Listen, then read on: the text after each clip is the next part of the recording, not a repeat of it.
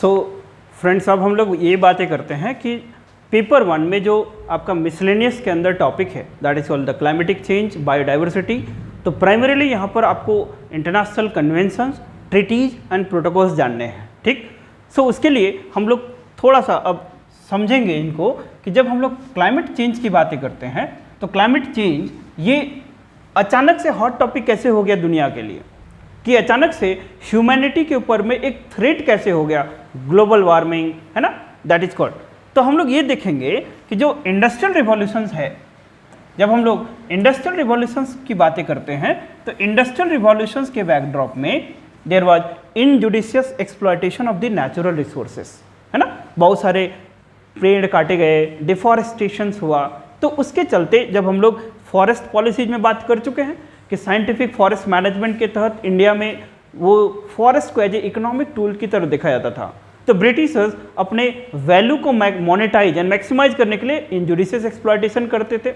इसी तरह से जितने भी इंडस्ट्रियल पार्क्स हैं, all they had done what, injudicious exploitation of the resources for the sake of development. So what will happen? The deforestations increase, greenhouse gases emission increase, so ultimately ये global warming, ये सारी चीज़ें हमको देखने को मिलता है, जिसको हम लोग क्या बोलते हैं, क्लाइमेट चेंज। नाउ ये क्लाइमेट चेंज पहली बार कम्युनिटी के ऊपर में थ्रेट है, ह्यूमैनिटी के ऊपर में थ्रेट है, ये कंसर्न्स कब तैयार हुआ एंड धीरे धीरे एक ग्लोबल कंसेंसस, ये ग्लोबल ओरिएंटेशंस कब बनेगा ना, शुरुआत होती है 1970 के आसपास। 1970 का जो समय है उसमें सबसे पहली बार ना things had started that is threat to humanity, माने the world community started thinking कि we have to protect the nature ना, sea level rising, unpattern of the rainfalls, glaciers are melting, polar belts are the shrinking. So ये सारी चीज़ें जब हुई तो world community आगे आने लगा, यूनाइटेड नेशंस के दैट इज कॉल्ड लीडरशिप में, वेस्टर्न पार्ट्स के लीडरशिप में। तो एक कंसेंसस बना कब, 1970 में, कि हमको कुछ करना चाहिए। उसी दौर में रमसार कन्वेंशन बना, और ये रमसार कन्वेंशन का फोकस क्या था कि जो जितने भी वेटलैंड्स हैं, वेटलैंड्स ऑफ नेचुरल हैबिटेट, उनको बचाने के लिए एक इंटरनेशनल कन्वेंशन बना। लेकिन थोड़ा जो सबसे सिग्निफिकेंट एंड परसेप्टेबल चीज़ कब होता है, 1972 में। क्या होता है, there was called UN conference on human and environment. United Nations के सानिध्य में, टुटेलेज में एक कॉन्फ्रेंस होता है, और ये पहली बार ना कुछ प्रिंसिपल्स इसमें आइडेंटिफाई किए जाते हैं जिनको क्या कहा जाता है, स्टॉकहोल्म डिक्लेरेशंस। स्टॉकहोल्म डिक्लेरेशंस में 26 जनरल प्रिंसिपल्स थे, किससे, नेचर से रिलेटेड, एनवायरनमेंट से रिलेटेड, कि एक हैंड में हमें डेवलपमेंट चाहिए, दूसरे हैंड में इन्वायरमेंटल प्रोटेक्शंस भी चाहिए। तो इन दोनों के बीच में बैलेंस करने के लिए कुछ प्रिंसिपल्स आइडेंटिफाई किए गए, these are called general principles और कॉल्ड स्टॉकहोल्म डिक्लेरेशंस। और ये स्टॉकहोल्म डिक्लेरेशंस जो कि बाइंडिंग्स नहीं थे, ये किस नेचर के प्रिंसिपल्स थे, जनरल प्रिंसिपल्स थे। तो बैकड्रॉप में हो तो रहा था लेकिन ऑब्लिगेशंस की कमी थी, ठीक। लोगों ने बोला कि करेंगे लेकिन कुछ कर ही नहीं रहते, क्योंकि एक हैंड में उनको डेवलपमेंट भी चाहिए और उसके लिए इतना कटिंग एज टेक्नोलॉजी नहीं है, उतना उसके ऊपर में कोई अकाउंटेबिलिटी नहीं है, इसलिए लोग आगे करते जा रहे थे। 20 साल के बाद in the year 1992 there was called earth summit, और उस अर्थ समिट का नाम क्या है, that is called United Nation conference on environment and development. ये बहुत ही इंपॉर्टेंट डेट है, क्यों, क्योंकि यहाँ से डायरेक्शन चेंज हो जाता है। सो 92 में there was called UN conference on environment and development हुआ, और उस यूएन कॉन्फ्रेंस में कुछ आउटकम्स निकले। तो सबसे पहला बात कि 3 एग्रीमेंट्स बने और 2 डिक्लेरेशंस बने। तो कौन कौन से 3 agreement, that is called UNFCCC, UNCBD and UNCCD। तो UNFCCC एक फ्रेमवर्क बना कि climate change, there is called green house gases को कितना कंटेन करना है, कितना ग्लोबल वार्मिंग को किस लेवल तक रखना है, these are called the framework conventions. तो ये फ्रेमवर्क कौन प्रोवाइड करता है, UNFCCC। UNCBD बायोडाइवर्सिटी से रिलेटेड एक ऑर्ड था कि बायोडाइवर्सिटी, जो थ्रेट टू बायोडाइवर्सिटी और लॉस ऑफ बायोडाइवर्सिटी को कैसे बचाया जाए, उसके लिए एक कन्वेंशन बना, that is called UN convention to conserve the biodiversity. This is biodiversity से रिलेटेड है। और तीसरा डेजर्टिफिकेशन से रिलेटेड एक कन्वेंशन बना, माने एक एग्रीमेंट्स बना। तो याद रखेंगे अर्थ समिट 1992 कहाँ पर हुआ था? Rio de Janeiro, Brazil. और उसके 3 क्या हैं एग्रीमेंट्स हैं और डिक्लेरेशंस कितने हैं? 2, एजेंडा 21 एंड रेड स्ट्रैटेजी या रेड प्लस स्ट्रैटेजी। ठीक, तो इसके लिए ट्रिक क्या है? एडी। तो 3 एग्रीमेंट, 2 डिक्लेरेशंस। अब ये एग्रीमेंट और डिक्लेरेशंस के एवज में उसके गाइडेंस में चीजें होंगी आने वाले समय में। तो हम लोग देखते हैं सबसे पहली बात UNFCCC। तो UNFCCC चूंकि एक फ्रेमवर्क प्रोवाइड करता है तो इसके लिए there shall be a governing body and which is the highest governing body? It is called conference of parties. Short में क्या बोलेंगे उसको? COPs। So conference of parties जो है अभी तक टोटल कितने COPs कन्वीन हो चुके हैं? 27 हो चुके हैं। देयर आर 27 COPs एंड जो लास्ट COP है वो कहां पर होता है? इजिप्ट में, दैट इज कॉल्ड शर्म अल शेख। तो ये 27वां COP दैट इज COP 27 कहां पर होता है? दैट इज कॉल्ड इजिप्ट में इन द ईयर 2022। COP में कुछ इंपॉर्टेंट कॉन्फ्रेंस ऑफ पार्टीज आपको जानने हैं, उसमें say that is called COP हम लोग अभी बातें करेंगे, कॉन्फ्रेंस ऑफ पार्टीज की बातें करेंगे। तो UNFCCC के बारे में 2-3 पॉइंट हम लोगों ने क्या देखा? 92 में ये एग्रीमेंट्स था, लेकिन इनफोर्स कब हो रहा है? ये 94 में। ये जनरल फ्रेमवर्क प्रोवाइड करेगा, नॉन बाइंडिंग प्रिंसिपल्स प्रोवाइड करेगा। सो देयर बाय और आगे चलेंगे इसमें कि दैट UNFCCC में ऑब्जेक्टिव की बातें करें। What is the objective of this UNFCCC? ना ऑब्जेक्टिव की बातें करते हैं UNFCCC का। सो ऑब्जेक्टिव है कि that stabilise the green house gases concentration in the atmosphere. क्या है? Stabilise the green house gas concentration in the atmosphere. In the atmosphere, atmosphere में ग्रीन हाउस गैसेस का जो कंसंट्रेशन है उसको इस लेवल पे मेंटेन करे कि डिटोरिएशन फर्दर बहुत ज्यादा ना हो। तो this is the objective of the UNFCCC। अब UNFCCC यदि सिर्फ नॉन बाइंडिंग हो तो फिर क्या दिक्कत होगा? ना दिक्कत होगा ऑब्लिगेशंस का, लोग उसको इंप्लीमेंट नहीं करेंगे। तो इसमें हम लोग देखते हैं कि UNFCCC के कुछ लिमिटेशंस भी हैं। क्या क्या लिमिटेशंस हैं वही हम लोग बातें करेंगे कि इसके कुछ अनरियलिस्टिक टारगेट्स है ना, अकाउंटेबिलिटी का इशू जिसके चलते थोड़ा सा जो रियलिस्टिक टारगेट से मिस करता है। लेकिन UNFCCC में एक पॉइंट ध्यान रखेंगे कि दैट ये किस प्रिंसिपल पे चलता है? Which principle? That is called CBDR। Principle को क्या बोलेंगे? CBDR। CBDR मतलब कॉमन बट डिफरेंशिएटेड रिस्पॉन्सिबिलिटी। ये सबसे पहली बार एक एग्रीमेंट बना कि जो प्रोटेक्ट करना, इन्वायरमेंट को प्रोटेक्ट करना, क्लाइमेट चेंज को कंटेन करना, ये किसी एक का नहीं होना चाहिए। It should be that is called common but differentiated responsibility. Common responsibility है लेकिन डिफरेंशिएटेड है कि जैसे कुछ लोग जो डेवलपिंग है, अभी पूरा स्टोरी में मजा आएगा कि जो डिफरेंशिएटेड है माने जो डेवलपिंग कंट्री है उनको तो अभी चाहिए, उनके ऊपर भी उतना ज़्यादा जिम्मेदारी कैसे दे सकते हैं? But those who are developed nation, जिन्होंने यूज कर लिया इंडस्ट्रियल रिवॉल्यूशंस के बेनिफिट्स को राइप कर लिया, उनके पास ज़्यादा अकाउंटेबिलिटी है। So thereby this is called CBDR, common but differentiated responsibility. तो ये UNFCCC में पहली बार मेंशन होता है ना। कभी कभी बोला जाता है कि दैट पेरिस क्लाइमेटिक डील में ये यूज हुआ क्या, तो कंफ्यूज नहीं करना, it is under the UNFCCC। तो UNFCCC कब इंप्लीमेंट हुआ? इनफोर्स हुआ 1994 में। ऑब्जेक्टिव क्या था? ग्रीन हाउस गैस के कंसंट्रेशन को मेंटेन करना स्टेबल लेवल पे।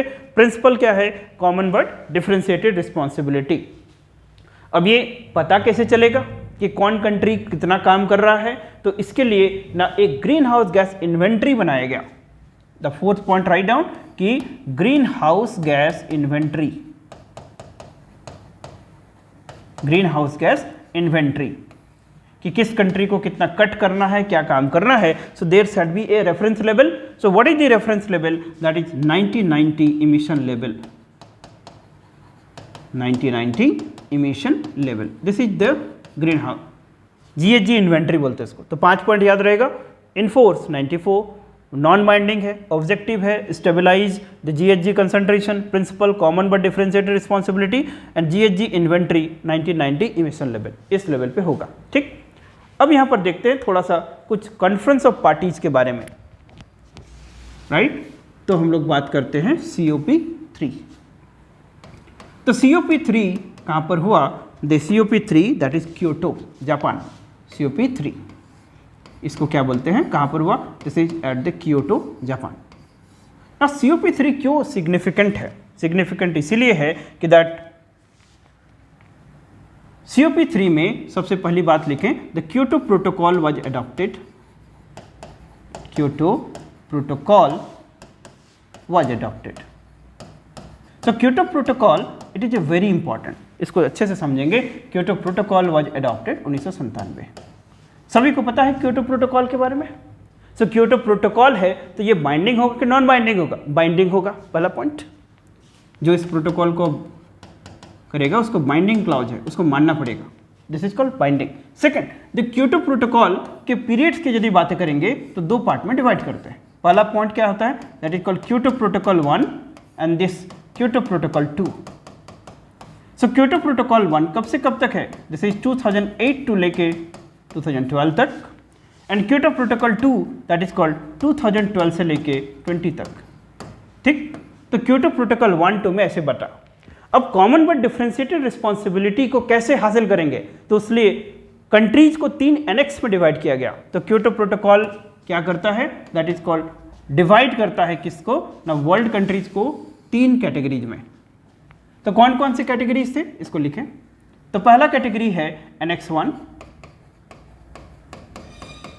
दूसरा कैटेगरी है एनेक्स 2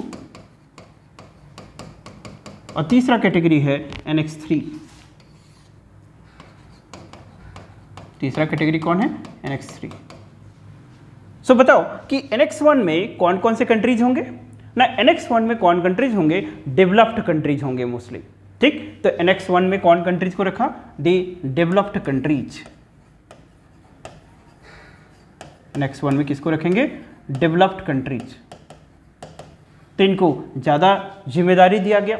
एनेक्स 2 में किसको रखेंगे, एनेक्स 2 में जो एनेक्स 1 कंट्रीज हैं plus economies in transition. Economies in transition किस तरह की इकोनॉमी, इकोनॉमीज इन ट्रांजिशन माने जो डेवलपिंग से अब डेवलप्ड के ट्रांजिशन फेज में है, तो उसको एनेक्स 2 में रखेंगे, और एनेक्स 3 में डेवलपिंग और LDCs, डेवलपिंग और लीस्ट डेवलप्ड कंट्री, LDCs जिसको बोलते हैं, ग्लोबल साउथ। तो इस तरह से the Kyoto protocol just divided the countries into the 3 broad categories, that is Annex 1, Annex 2, Annex 3 countries. Now developed country का क्या responsibility है कि just green house gas emission को रिड्यूस करना है by 5.2% in the Kyoto protocol 1 period. So इनका क्या objective दिया गया कि that bring down the green house gas emission by 5.2%। 5.2% किस पीरियड में, 2008 से लेके 2012 तक के पीरियड में, और रेफरेंस कौन सा लेना है, इन्वेंट्री 1990 लेवल पे लिया गया था। तो this is the first time कि दैट डेवलप कंट्री के व्हाट इज रिस्पॉन्सिबिलिटी कि अपने ग्रीन हाउस गैस इमिशंस को कम करना है, कितना 5.2% से, और रेफरेंस लेवल क्या लिया 1990 लेवल, एंड किस टाइम में, क्योटो प्रोटोकॉल 1 के पीरियड में, दैट इज 8 से लेके 12 तक। और ये जो एनेक्स 2 कंट्रीज हैं ये क्या काम करेंगे, ये करेंगे the financial and technical support provide करेंगे, that is called financial plus technological support. Financial plus technological support. Financial और टेक्नोलॉजिकल सपोर्ट बहुत जरूरी है, क्यों, क्योंकि बात करना कि कैसे अचानक से सारे इंडस्ट्री को आप बंद कर दोगे, कैसे आप सडनली थर्मल पावर प्लांट्स को बंद कर दोगे, कैसे आप suddenly fossil fuel based power plants को बंद कर दोगे, तब तो गाड़ी नहीं चलेगा ना। सो ये तो टारगेट सेट किया गया कि they have to reduce the green house gases by this one, लेकिन कैसे करेंगे, सारे कंट्री तो नहीं कर सकते। जो डेवलपिंग कंट्रीज हैं उनके पास बहुत सारे इमीडिएट और एजेंडाज हैं, so thereby they have to adapt with what, उनके फाइनेंशियल पावर्स को बढ़ाना पड़ेगा, टेक्नोलॉजिकल डेवलपमेंट को इंश्योर करना पड़ेगा। सो हियर एनेक्स 2 कंट्रीज ये क्या करेंगे, सपोर्ट करेंगे, कंट्री को इनेबल करेंगे। तो इसी के बैकड्रॉप में आपको वो सब भी समझने को मिलेगा, क्या क्या, गुड गवर्नेंस के प्रिंसिपल्स, है ना। सो गुड गवर्नेंस के प्रिंसिपल, तो ये एनेक्स 2 कंट्री काम करेंगे। और जो NX3 कंट्रीज हैं उनके लिए बहुत ना क्या है, अभी तक ना अकाउंटेबिलिटी नहीं है, इनके लिए क्या है, दैट इज कॉल्ड नामा। व्हाट इज दिस नामा? नामा के अंदर हम लोग देखेंगे INDCs कि अभी तक अपने घर पे जितना कर सकते हैं वही करेंगे, that is nationally appropriate mitigation actions. नामा का मतलब क्या होगा? Nationally appropriate mitigation action, nationally appropriate mitigation action, this is your नामा। और INDC क्या होता है? Intended nationally determined contributions. ठीक, तो ये सारी बातें हुई किसमें? क्योटो प्रोटोकॉल्स 1 में, कि कंट्री को 3 कैटेगरी में डिवाइड हुआ, NX1, NX2, NX3, सभी का मतलब समझ में आ गया। तो ये कुछ काम हुआ कब? COP3 में under the Kyoto protocol. Kyoto protocol में और एक फीचर है जिसको बोलते हैं कि what is this? That is called the 3 flexible mechanisms, है ना। क्योटो प्रोटोकॉल में और क्या है? 3 flexible mechanisms. What is this 3 flexible mechanism? 3 flexible mechanism का मतलब होता है that is called clean development mechanism. इसको लिख लेंगे, क्लीन डेवलपमेंट मैकेनिज्म, ये पहला पॉइंट। दूसरा, the second point is called the carbon trading, this is called carbon trading. और थर्ड जो है वो क्या है? Joint implementation. थर्ड क्या है? Joint implementation.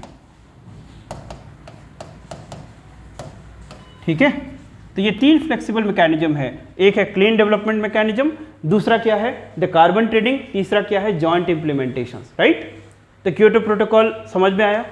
The Kyoto protocol में 3-4 बातें याद रखेंगे कि date of enforcement, Kyoto protocol 1 and Kyoto protocol 2 का period, NX1, NX2, NX3 country में डिवाइड किया, और 3 इसके क्या हैं ना, फ्लेक्सिबल मैकेनिज्म्स हैं। एक है क्लीन डेवलपमेंट मैकेनिज्म, दूसरा है कार्बन ट्रेडिंग, तीसरा है जॉइंट इम्प्लीमेंटेशन। याद रहेगा? ठीक, अब आगे चलेंगे। अब 2007 में बाली में फिर से COP होगा, that is called COP13। Bali island है। So then again the COP, what that is your the second is the COP13 in the year 2007, or what is the place? That is called Bali। ठीक, map में आप identify करके बताइए कि बाली कहाँ है, right. तो हम लोग बाली में देखेंगे कि बाली में अब क्या काम होगा ना, इसमें क्या क्या इंपॉर्टेंट डिसीजंस लिए गए हैं। तो इसको याद रखने का तरीका क्या है? There is called 5 pillars to Bali, and जिसको बोलते हैं बाली डिक्लेरेशंस। क्या बोलते हैं? Bali declarations. इसको क्या बोलते हैं? Bali declarations. सो अभी तक ग्रीन हाउस गैस से रिलेटेड क्या सिनारियो है? NX1 कंट्री है, वो लोग अपना लेवल को क्या करेंगे? घटाएंगे 5.2% से।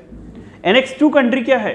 माने NX1 plus economies in transition, they would provide financial support, they would support what? Technological support, है ना, to make the economies, make the country to adapt with the technology. ये दूसरा काम। तीसरा जो है LDCs, जो NX3 हैं, उनको कोई ऐसे बाइंडिंग क्लाउज में नहीं रखा गया। बोला गया कि नामा के तहत काम करेंगे, नेशनली अप्रोप्रिएट मिटिगेशन एक्शंस, मतलब जो आपको घर पे करना है वो करो आप, है ना, इस तरह से। लेकिन धीरे धीरे जब धीरे धीरे बाइंडिंग क्लाउज होगा तो अकाउंटेबिलिटी जब आएगा तो डिफरेंसेस क्रिएट होना शुरू होगा। कैसे? दुनिया 2 कैंप में बटेगी अभी, एक होगा डेवलप्ड, एक होगा डेवलपिंग। ऑब्वियसली बात है, जब अकाउंटेबिलिटी की बात आएगी so world will divided into developed and developing.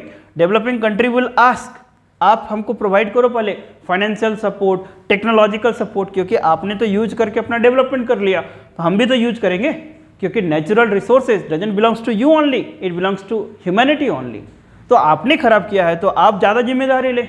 आपका ये भी ड्यूटी है कि हम भी ग्रो करें तो हमको फाइनेंशियल टेक्नोलॉजिकल सपोर्ट प्रोवाइड करो। तो इस तरह से डिफरेंसेस क्रिएट होना शुरू होगा अभी।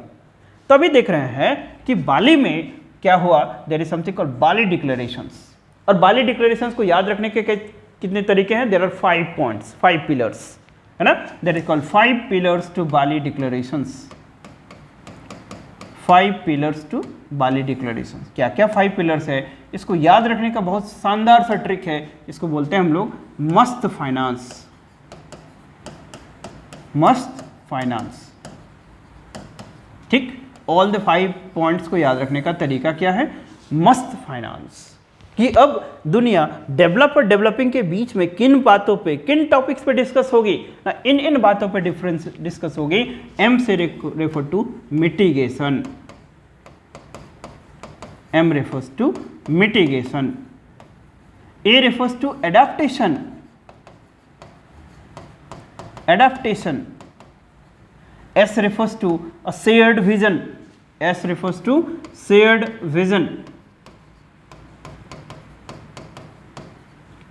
T refers to technology transfer, T refers to technology transfer, and F refers to the finance, ठीक। तो बेसिकली बात तो सही है, common but differentiated responsibility, but how you will take the differentiated responsibility. So यहां पर क्वेश्चनिंग होना शुरू होगा, and that world will divided into 2 camps, एक अभी डेवलप, दूसरा डेवलपिंग। किन किन टॉपिक से बात होगी ना, बाली डिक्लेरेशन से देयर आर द 5 पिलर्स। पहला मिटिगेशन, कैसे करेंगे, दूसरा एडेप्टेशंस, तीसरा शेयर्ड विजन, चौथा टेक्नोलॉजी ट्रांसफर, पांचवा क्या है, फाइनेंस। तो अभी शेयर्ड विजन पे बाली में क्या डिक्लेयर हुआ कि शेयर्ड विजन की जो बात करेंगे तो उसमें जो ग्लोबल टेम्परेचर है, ग्लोबल टेम्परेचर 2 डिग्री सेल्सियस से कम रखना है। ये शेयर्ड विजन तैयार हुआ। पहला पॉइंट कि what is the shared vision, that is the, उसके पहले long term cooperative cooperation and emission reduction. पहला चीज लॉन्ग टर्म कॉपरेशन, सारे कंट्री के बीच में कैसा एटमॉस्फेयर हो, लॉन्ग टर्म कॉपरेशन, किस लिए, इन दी इमिशन रिडक्शन प्रोजेक्ट्स, किसमें, emission reduction project, emission reduction projects, ठीक। अभी हम लोग देखे थे एनेक्स 1 कंट्री का कुछ ड्यूटी है, एनेक्स 2 का कुछ ड्यूटी था, एनेक्स 3 का कुछ ड्यूटी था। उसमें से जो फ्लेक्सिबल मैकेनिज्म में there is called clean development mechanism. Clean development mechanism का मतलब होता है कि इमिशन रिडक्शन प्रोजेक्ट्स में आप फंडिंग करो, हेल्प करो दूसरे कंट्री को, that is called clean development mechanism. और जो ग्रीन हाउस गैस इमिशन है उसको किससे हम लोग मेजर करते हैं, that is called carbon credits, है ना, that is 1 tonne CO2 equivalent is called carbon credits, है ना। तो ये बाली में बोलता है कि शेयर्ड विजन कैसा होना चाहिए कि ये सारे जो टारगेट्स हैं उसको अकेले नहीं हासिल कर सकते, there must be shared vision. तो क्या हुआ कि उसके लिए एक लॉन्ग टर्म कोऑपरेटिव मैकेनिज्म्स होना चाहिए, there shall be emission reduction projects के पर्पस के लिए। यदि मिटिगेशन के डायरेक्शन में क्या काम हुआ, मिटिगेशन में 2 चीज हुआ। पहला चीज कि नामा, मिटिगेशन में क्या हुआ, नामा, और दूसरा काम क्या होगा, रेड प्लस, ठीक। मिटिगेशन के डायरेक्शन में there will be the 2 things, first it is called NAMA and दूसरा क्या है, रेड प्लस। नामा का मतलब nationally appropriate mitigation action, nationally appropriate माने भारत को क्या करना चाहिए, क्योंकि भारत डेवलपिंग है, इसको अभी बहुत कुछ और यूज करना है, तो व्हाट द जस्टिस से कि इसको यूज करने दिया जाना चाहिए, इसके ऊपर में अकाउंटेबिलिटी कम होनी चाहिए।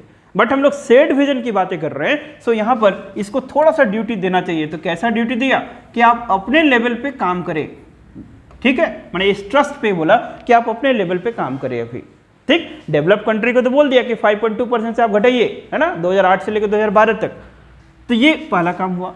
दूसरा रेड प्लस बोलते हैं, reduction in emission of greenhouse gases due to deforestation, है ना, इसके चलते आपको करना है। तो डिफॉरेस्टेशन को कंटेन करने के लिए क्या हुआ मिटिगेशन एफर्ट में, रेड प्लस।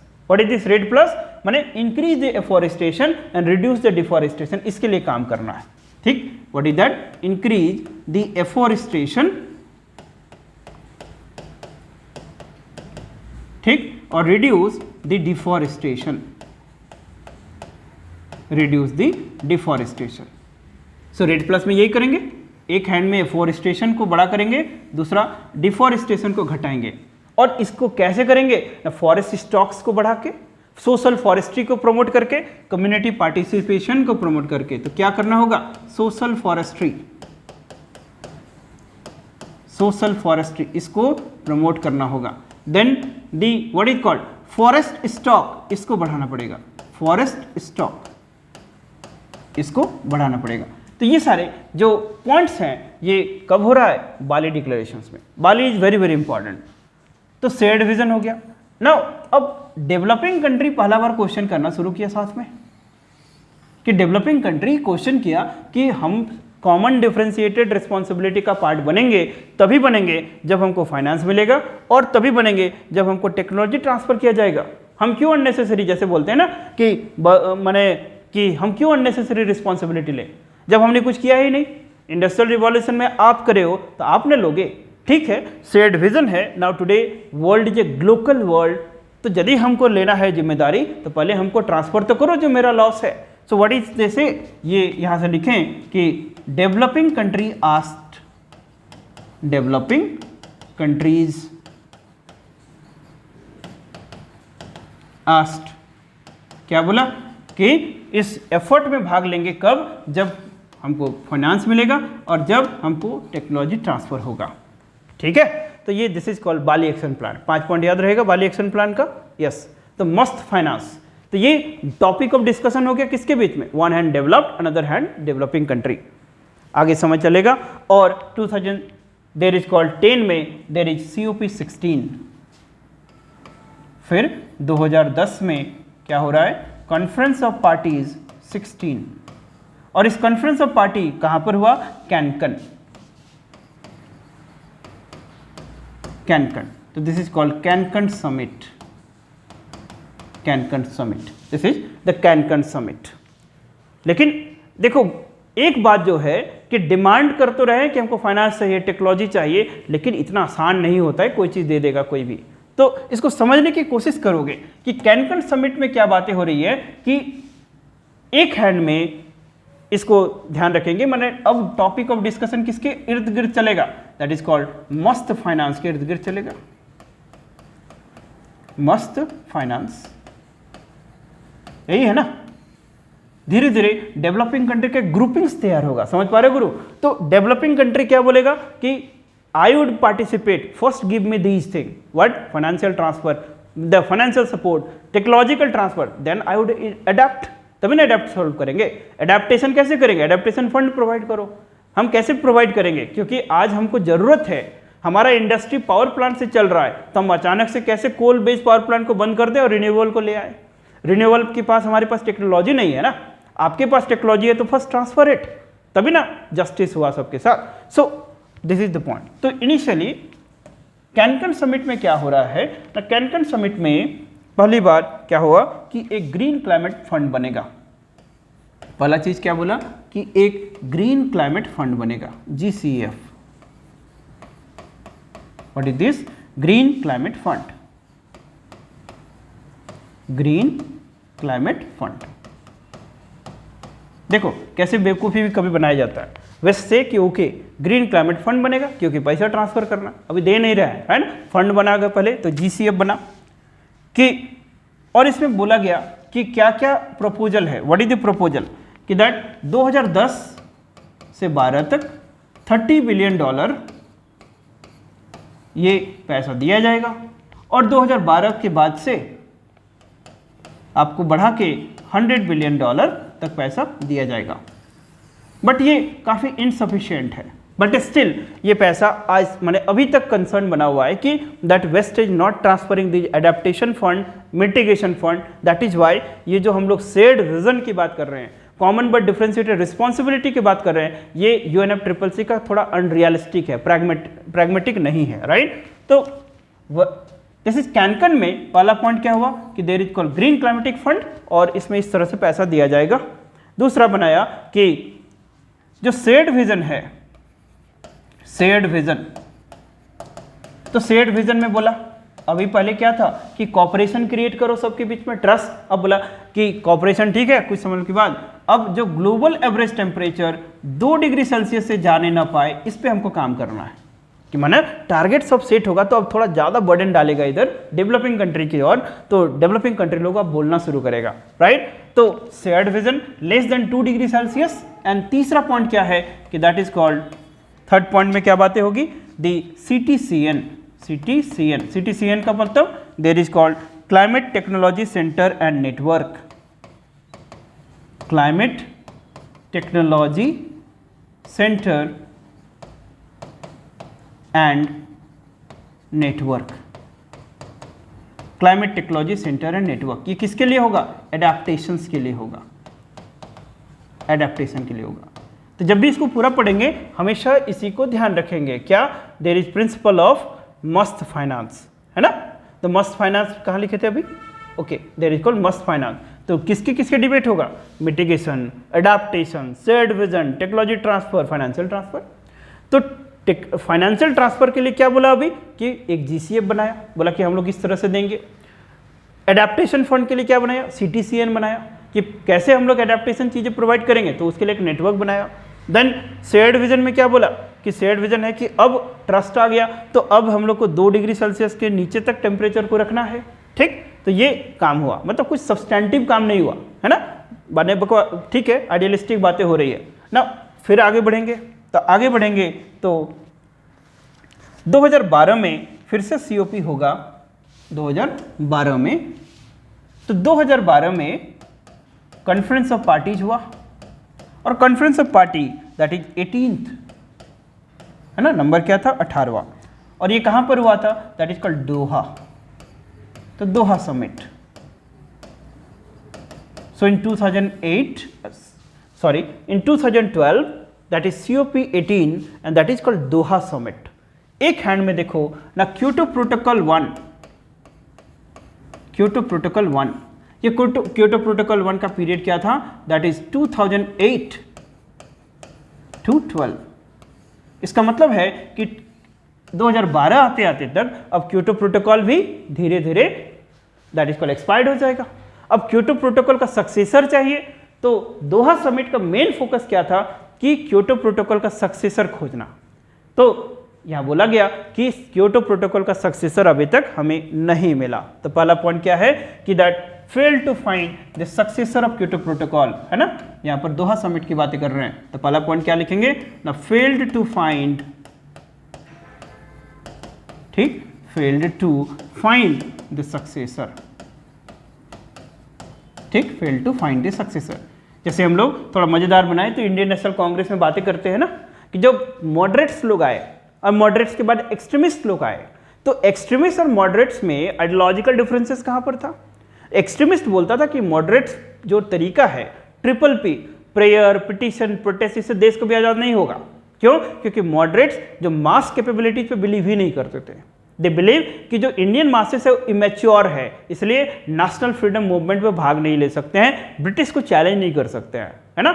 इसलिए एनुअल सेशंस होते थे, तो ये बोलते थे कि एनुअल सेशन में करते क्या है ना, एक तरह से पास टाइम टाइप करते हैं। दिसंबर के महीने में सेशन होगा, आना है, चाय पानी पीना है, डिसाइड करना है कि इस साल हम लोग को ये करना है।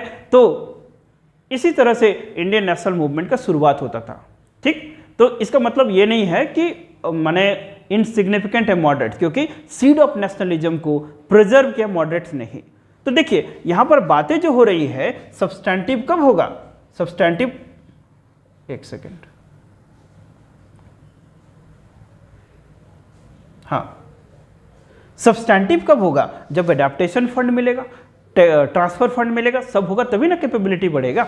तो अभी दोहा तक आए, तो दोहा में अभी देखो कैसे शिफ्ट हो गया कि हमें क्योटो प्रोटोकॉल का सक्सेसर खोजना था। ऑब्वियसली बात है 8 से 12 तक चल रहा है, तो 12 तक खोज लेना चाहिए था, है ना। जैसे कि मान लीजिए प्रेसिडेंट ऑफ इंडिया का टेन्योर खत्म होना है कल हम लोग थोड़े ना शुरू करेंगे इलेक्शन का, देयर मस्ट बी पहले एग्जाम जो होना है उसके 6 महीना साल भर पहले से तैयारी करेंगे ना। तो वही सब बातें हैं। तो यहाँ बोल दिया गया कि fail to find the successor. अब बोला कि हम लोग 2015 तक इसका सक्सेसर खोजेंगे और 2020 में इसको इंप्लीमेंट करेंगे। क्या बोला ये कि 2015 तक खोजेंगे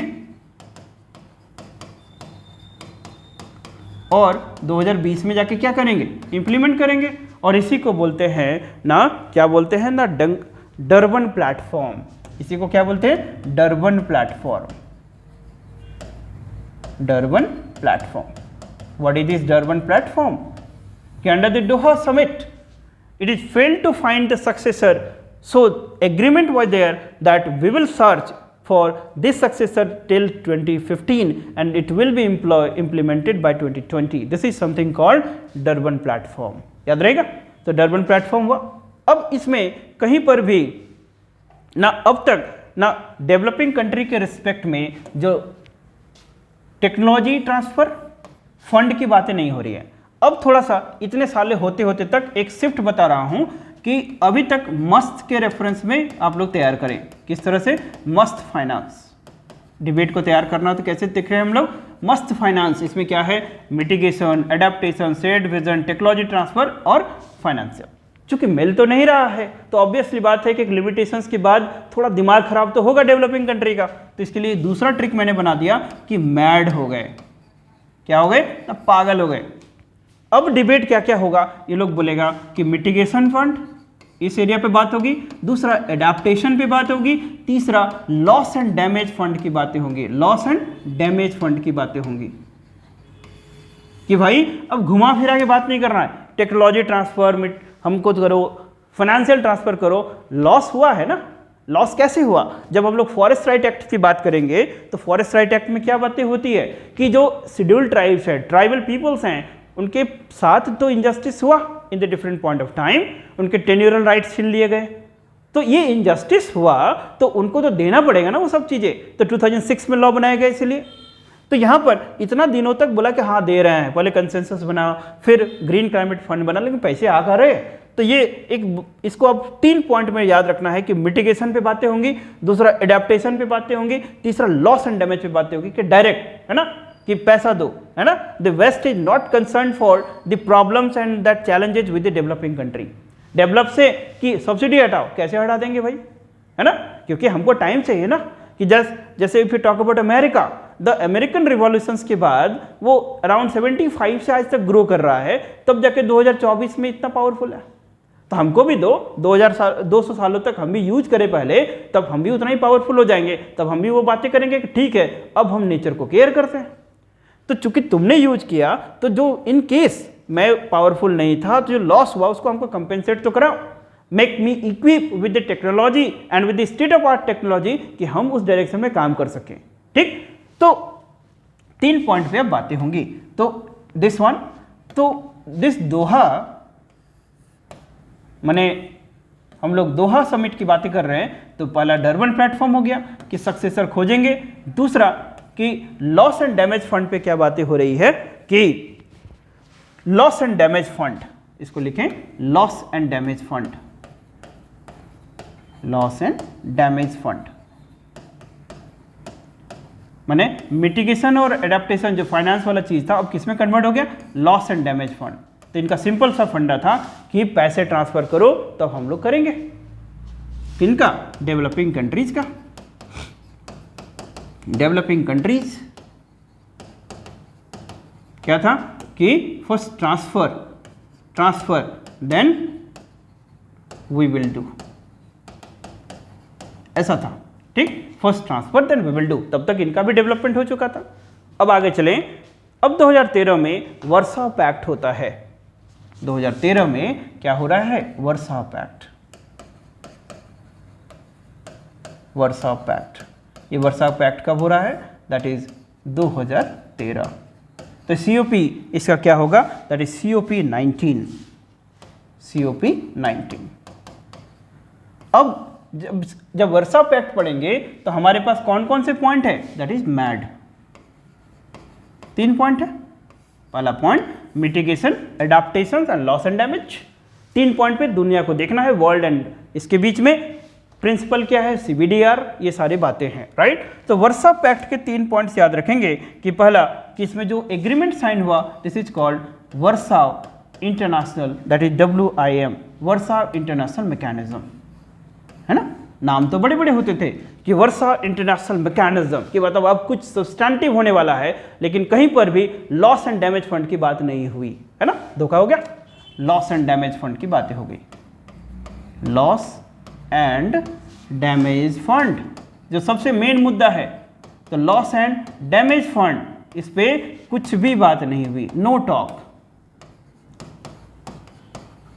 समझ में आ रहा है?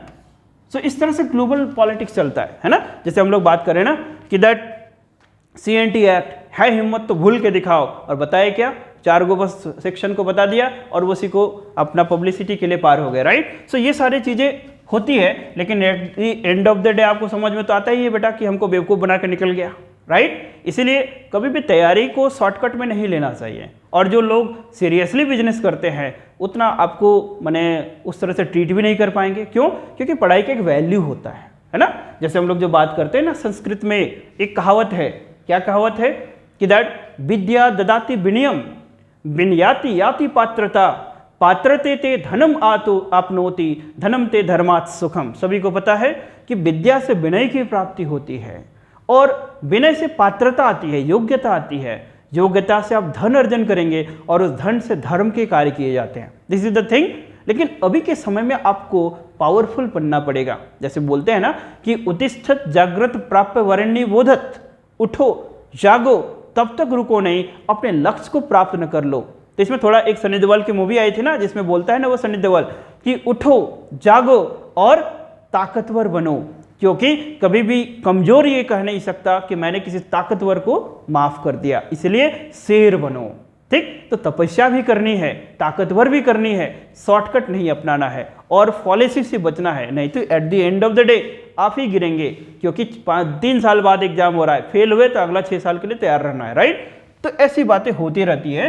तो if you talk about this Warsaw pact then there is called Warsaw international mechanism. नाम तो बड़ा था, लेकिन there was no talk on fund loss and damage fund, कोई इस पर बातें नहीं हो रही है। तो ठीक है, 2 पॉइंट याद रखेंगे, दिस वन। तो वर्सा पैक्ट हो गया, ठीक। इसमें बोला कि वर्सा इंटरनेशनल मैकेनिज्म में क्या होगा, इसमें होगा क्या वर्सा इंटरनेशनल मैकेनिज्म में, कि इसमें बोला गया कि दैट एक माने मैकेनिज्म बनेगा कि the creation of a mechanism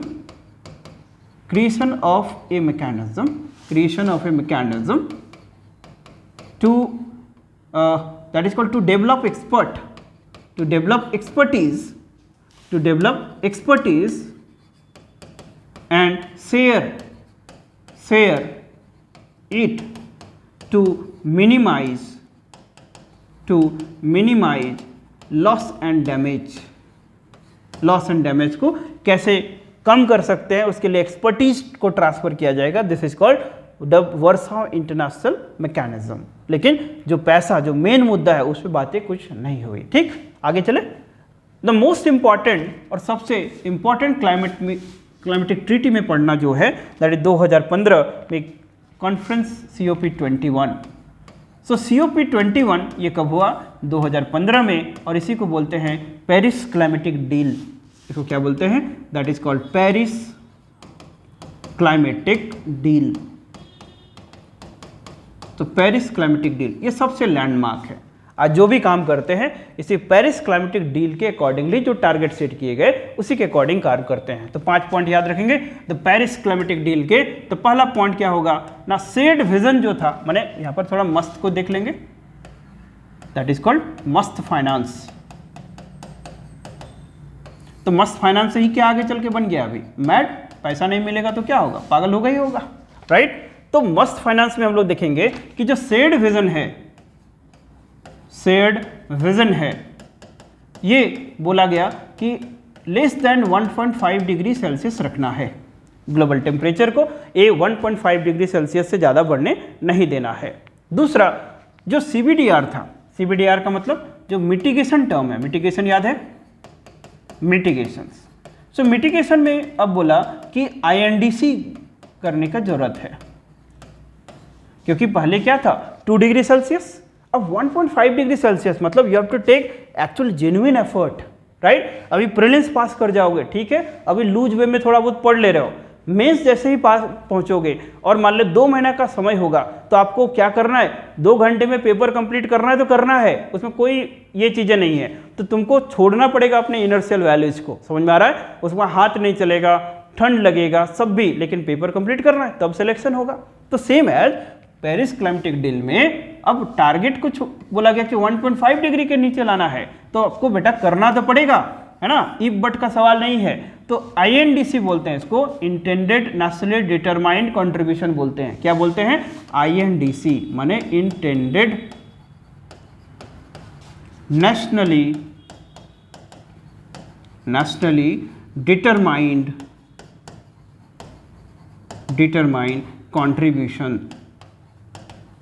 contribution.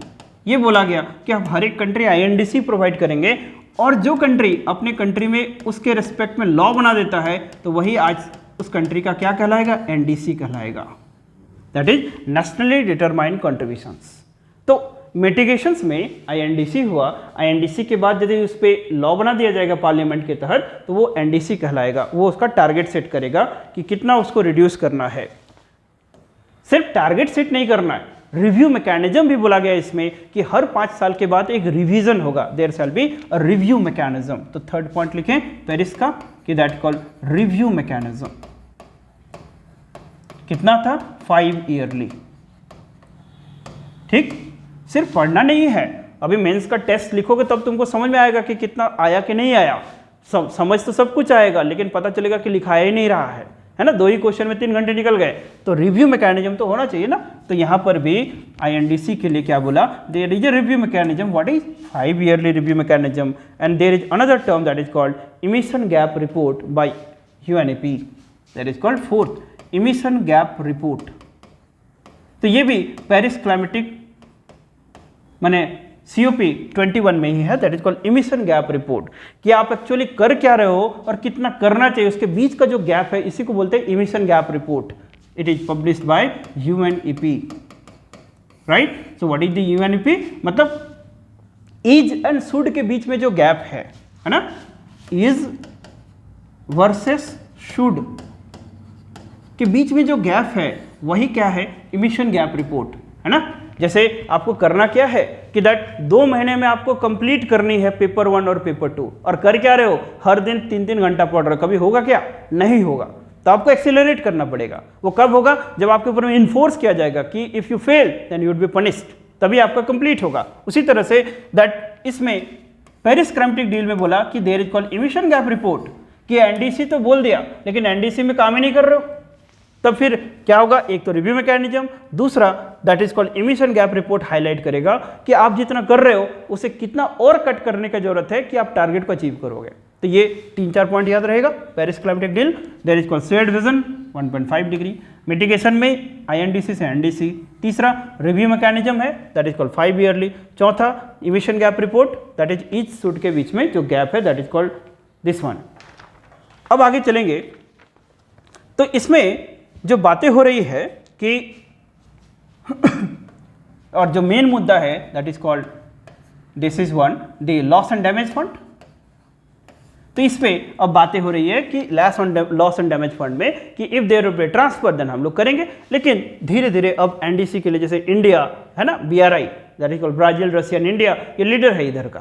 ठीक, तो ये सारे पॉइंट्स पे बातें हुई। अब last but not the list, 2018 में what is happened that is called COP24 और ये कहाँ पर हुआ? कटोवाइस। तो कटोवाइस में क्या हुआ? COP24 के आउटकम्स लिखेंगे, कटोवाइस समिट बोलते हैं उसको। और कटोवाइस में पेरिस रूल बुक बना, पहला पॉइंट पेरिस रूल बुक बना, ये पहला पॉइंट हुआ कि जो पेरिस क्लाइमेटिक डील में इतने सारे मैंने टारगेट सेट किए गए उसको करने के लिए पहला पॉइंट पेरिस रूल बुक बना। ठीक, दूसरा पॉइंट कि increase the trust and transparency, increase the trust and transparency, increase the trust and transparency, इस पे काम हुआ। थोड़ा इसको समझो। इस समय मैं दिल्ली में था एंड दिल्ली में जो Nehru museum memorial and library है, तो वहाँ पर अक्सर जो फॉरेन से कुछ डेलीगेट आते थे और कुछ कुछ उसमें बातें होते रहते थे। तो जो मोहम्मद नासीद हैं, है ना, मालदीव्स के जो एक्स प्रेसिडेंट रहे मोहम्मद नासीब आए थे, he was the honourable chief guest उस समय थे। वो बताते थे कि बेसिकली ये क्लाइमेटिक डील में होता कुछ है नहीं, है ना। जैसे जो मालदीव्स की बातें करेंगे, सो मालदीव अपने इकोनॉमी का approximately 22-23% just for existential crisis को यूज करता है, कोरल्स को बनाने के लिए, इन सब चीज़ों के चलते। और यदि कंटेन नहीं किया, है ना, हेल्प नहीं किया, तो जो सी लेवल राइज जितना हो रहा है उसे ये सारे छोटे मोटे आइलैंड्स क्या हो जाएंगे, डूब जाएंगे। सो वेस्ट से आपको कुछ नहीं मिलने वाला है। वेस्ट आपको जैसे अभी मैंने 2015 हो गया, 18 में पैसा देने के बदले आपको क्या कर रहा है, अभी रूल बुक बन रहा है ना। So that is why developing country की ओर आंखें वो लोग देखते थे कि आपको हमें हेल्प करो। तो जैसे अब एशिया की बातें करेंगे तो कौन हेल्प करेगा, इंडिया की ओर, तो इंडिया की ओर आते थे। चाइना की बात करेंगे तो वो हार्ड पॉलिसी है, उसको कुछ मिल जाएगा तो फिर वो उसका हो जाएगा। सो सॉफ्ट डिप्लोमेसी में इंडिया की ओर आते थे। तो दैट इज वाई जो ये नामा बना, तो नामा में BRI, ब्राज़ील, रशिया, इंडिया सबसे वोकल पॉइंट है। तो पेरिस क्लाइमेटिक डील तक देखेंगे कि इंडिया US के बीच में अच्छे रिलेशन नहीं होते थे। क्यों? पेरिस क्लाइमेटिक डील को छोड़ने वाला भी US ही था, इजराइल था। तो रीजन है कि उसमें इंटरेस्ट है US के साथ। इंटरेस्ट जब तक है तो आपके साथ है, नहीं है तो फिर कोई दोस्ती नहीं, राइट। तो ये सब बहुत सारी बातें हैं। सो एक एस्पेक्ट है UNFCCC, समझ में आ गया कि UNFCCC में कैसे काम हुआ, किस तरह से स्टोरी डेवलप हुआ 1972 में, 1992 में, एंड उसके बाद एक पूरा रिदमिक पैटर्न में मैंने बताया है। कटवाइज समिट तक याद रखेंगे।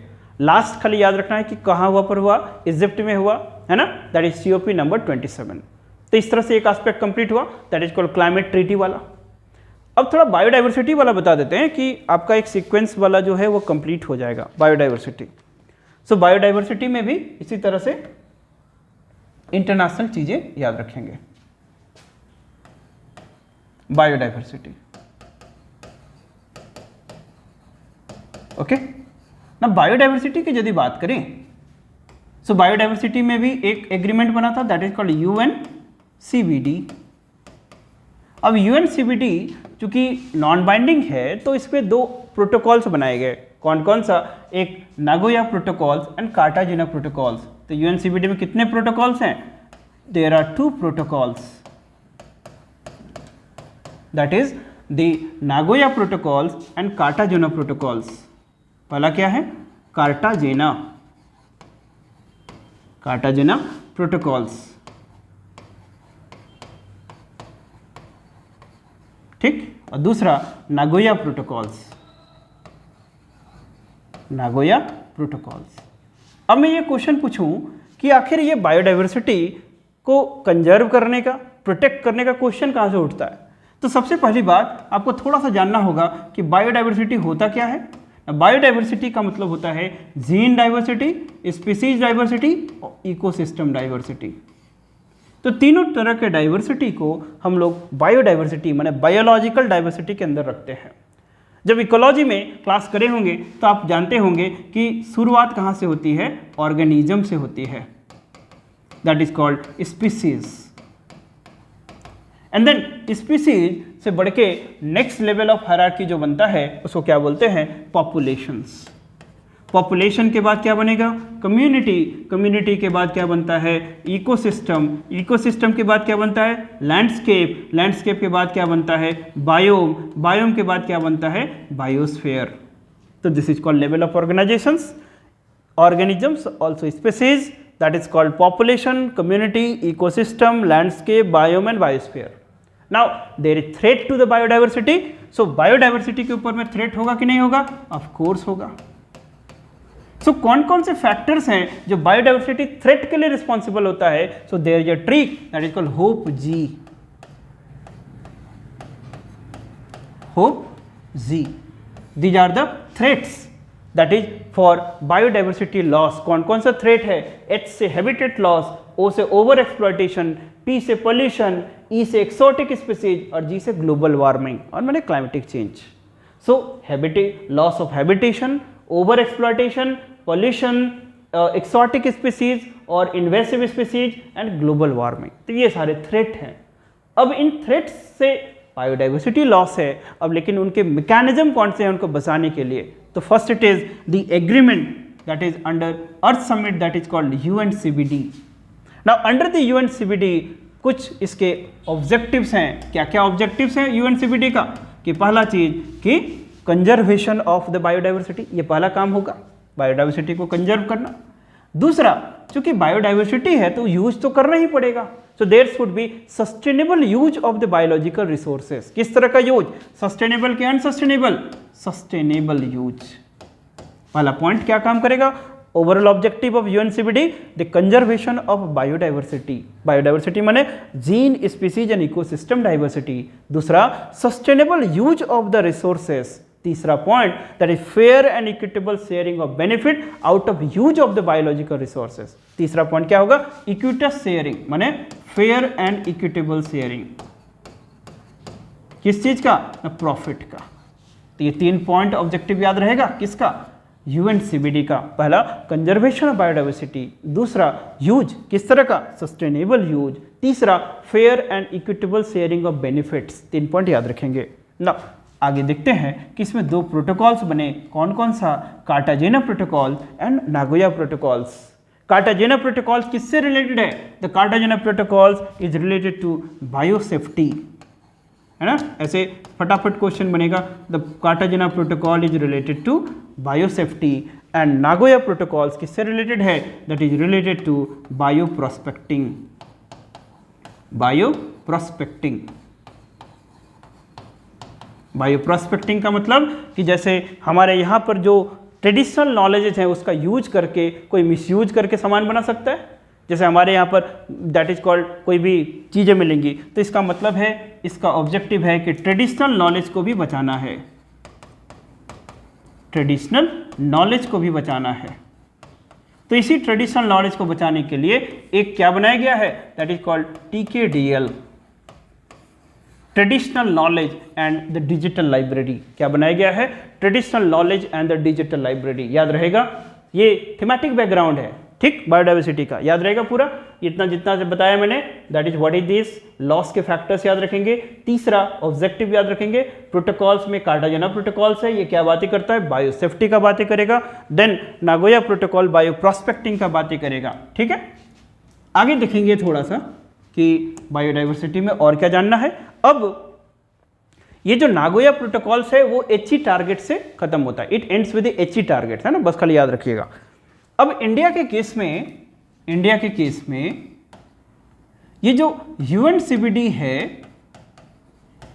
तो जो भी कंट्री UNCBD का मेंबर बनता है उसको अपने कंट्री में, होम कंट्री में एक लॉ बनाना पड़ता है।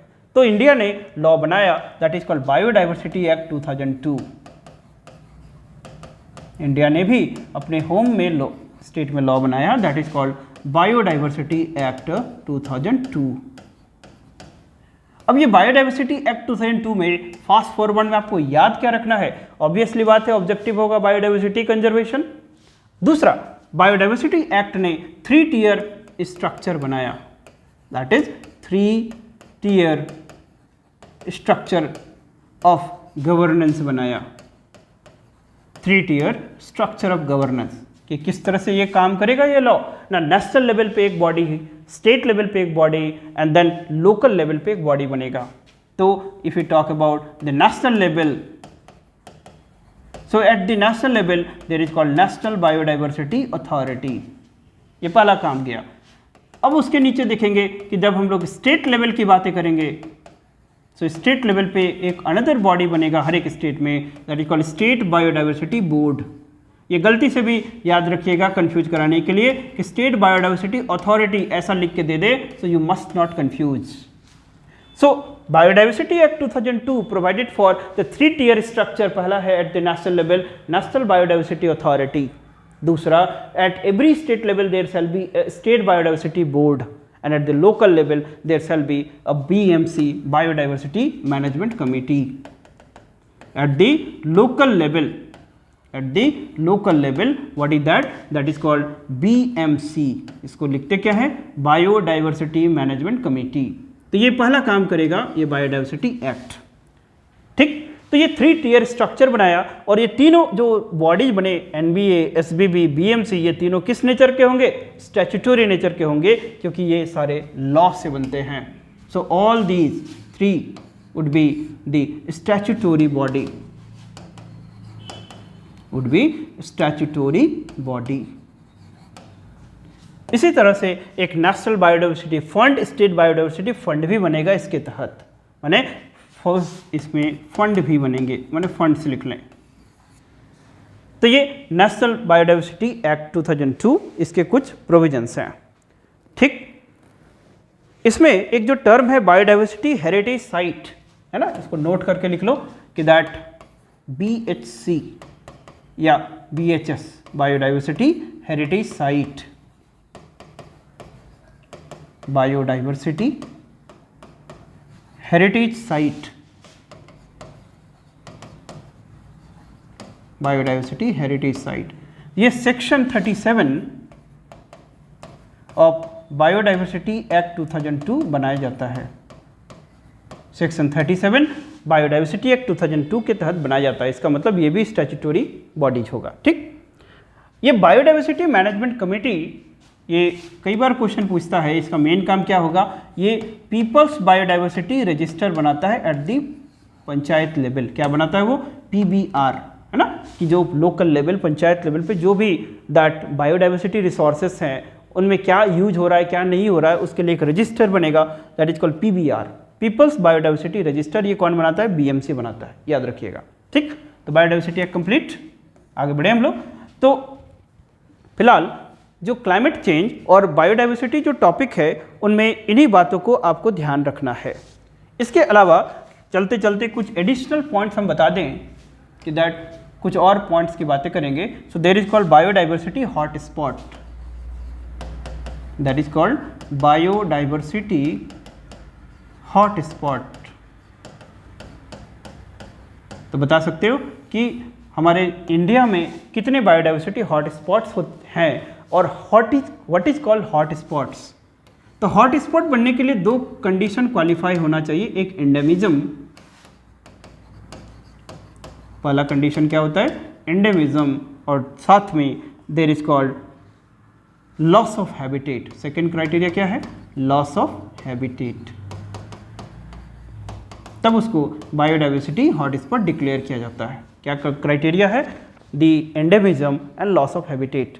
हमारे इंडिया में कितने बायोडाइवर्सिटी हॉट स्पॉट्स हैं? याद रखिएगा ना, there are the 2 biodiversity hot spot in India. कौन कौन सा? पहला that is called the what is called western Ghat and eastern Himalayas. ठीक, western Ghats, western Ghats and दूसरा that is called eastern Himalayas. Eastern Himalayas का मतलब नॉर्थ ईस्ट हिमालयाज। ठीक, तो यही 2 बायोडाइवर्सिटी हॉट स्पॉट हैं सिर्फ हमारे इंडिया में। कौन कौन सा? Western Ghat and north east Himalayas. तो थोड़ा बहुत वहाँ की स्पीसीज के बारे में, फ्लोरा फोना आप लोग 2-4 देख लेंगे कि यदि क्वेश्चन कहीं से क्लिक होता है तो आप कर सकते हैं। राइट, तो ये हो गया बायोडाइवर्सिटी से रिलेटेड। अब फटाफट 2-3 पॉइंट लिख लें, दैट इज कॉल्ड UNCCD। अभी देखा था, तो UNCCD ये किससे रिलेटेड है? पहला चीज दी कॉम्बैटिंग द डेजर्टिफिकेशन, ये रिलेटेड है। ये अडॉप्ट कब हुआ? दैट इज कॉल्ड 1994 में, अडॉप्टेड 1994, लेकिन इन्फोर्स कब हुआ? 1996 में, याद रखिएगा। ठीक, ये कैसा है? लीगल बाइंडिंग है, of course it is legal binding. Legal binding है माने जो मेंबर बनेगा उसको मानना पड़ेगा, that is legal binding. Objective क्या है? नेम इसका सजेस्ट है, डेजर्टिफिकेशन से रिलेटेड है, कॉम्बैटिंग डेजर्टिफिकेशन ये ऑब्जेक्टिव है। तो UNCCD के बारे में याद रखेंगे। और क्या याद रखना है ना, एक और लास्ट में चलते चलते बता देते हैं, that is called IUCN, that is IUCN। तो ये क्या निकालता है? Red list. ठीक, उसी तरह से तो और चीज़ें हैं, that is called CMS, there is CITES. CMS को किस नाम से बोलते हैं हम लोग? That is called Bonn convention, और इसको क्या बोलते हैं? Washington convention, Washington convention, that is called CITES है, CMS है, IUCN है। Then there is called world wild life fund for the nature, that is called WWF। ये क्या है? एक NGO है। World wild life fund for nature क्या है? It is an NGO। और क्या निकालता है ये? Earth hour. It is basically organise, जैसे हर साल होता है ना अर्थ आवर, तो अर्थ आवर किसके ट्यूटेलेज में होता है? That is called WWF। ठीक है, WWF। तो this is all about the today's class and this environmental science. Prelims में इसको आप थॉरोली थोड़ा कर लेंगे, काफ़ी अच्छे से हम लोगों ने किया है, एक एक करके कर लिया है, उतना मोर देन सफिशिएंट है। थोड़ा वो 2-4 क्वेश्चन देख लेंगे तो आपको एक सेंस आ जाएगा कि इकोलॉजी इन्वायरमेंटल के क्वेश्चन कैसे पूछे जाएंगे। ठीक।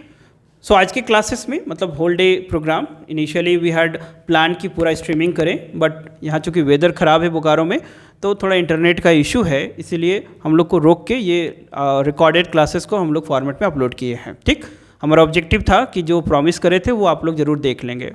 इसके साथ साथ बहुत सारे जो और क्वेरीज आ रहे हैं कि देखिए, सबसे पहली बात कि हमेशा क्वेरीज और छटपटाहट होती रहेगी, है ना, और हम लोग के लिए भी कुछ कुछ चीज़ें करना कभी कभी मुश्किल हो जाता है क्योंकि इतने पॉजिटिव ऑफ द टाइम है। बट स्टिल जैसे गुड गवर्नेंस बोला, तो ये good governance multi stakeholder networking approach है।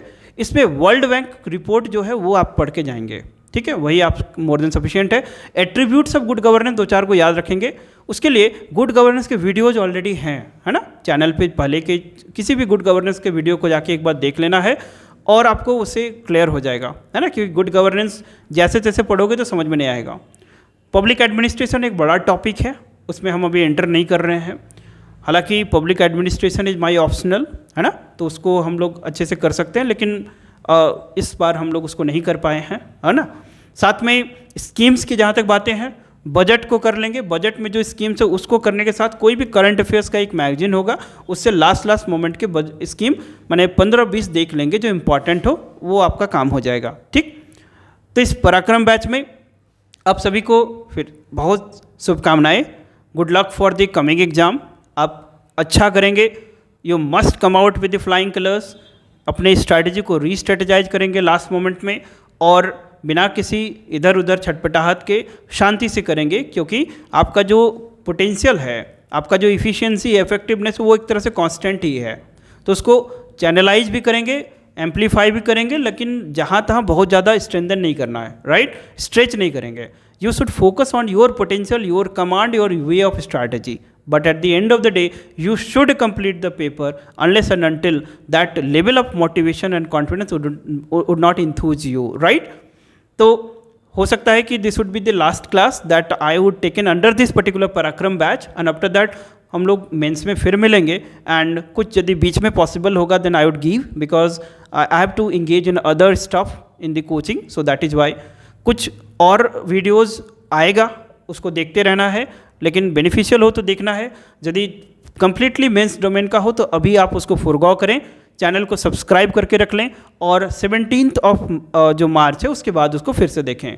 17th ऑफ मार्च के बाद फुल फ्लेजेड मेंस बैचेज फिर से चलेगा, टेस्ट सीरीज बैचेज सब साथ में चलेगा, और तब तक हमारे चैनल को ही देखें और प्लानिंग करते रहें कि यदि ज्वाइन करना हो तो किस तरह से ज्वाइन करेंगे, है ना। ऑफलाइन गुड एम्बियंस में बोकारो के कोर सेंटर में लोकेटेड है, यहाँ पर कोई दिक्कत नहीं है, आप लोग कोई भी क्लास ग्रुप ज्वाइन कर सकते हैं। इन बिटवीन एप्लीकेशन को डाउनलोड करें, जो कोर्स परचेज करना चाहता है कोर्स परचेज करें। टेस्ट सीरीज के लिए क्वेरी आई थी, तो टेस्ट सीरीज के लिए आप नंबर पे कांटेक्ट कर लें। नंबर क्या है ये सभी को पता है, 8789642947 या 9122548021। इस पर किसी पे भी कांटेक्ट करके आप हासिल करें, बात आपकी होगी और रिस्पॉन्ड किया जाएगा, है ना। तो फिर मिलते हैं। So take care, goodbye, have a nice day, जोहार झारखंड, है ना, जय हिंद, जय भारत।